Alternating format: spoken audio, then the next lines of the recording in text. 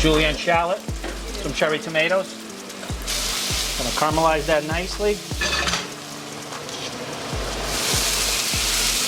Liquid gold always makes everything taste better. I'm gonna add a little butter to that.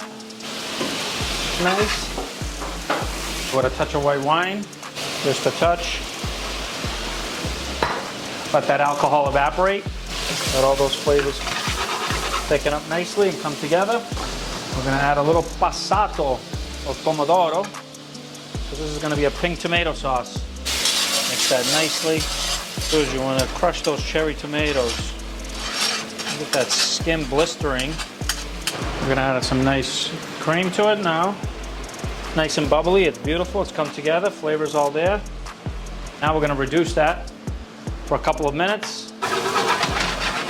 Thicken it up really nicely. Finish them in that sauce. I'm gonna add a touch of mascarpone in the background actually. Should have had this before, but I'm gonna put a little mascarpone in there. Mascarpone is a nice, rich, thick cheese. It's a sweet cheese, gives it a little bit of sweetness. Normally I would finish it off with a little fresh parsley.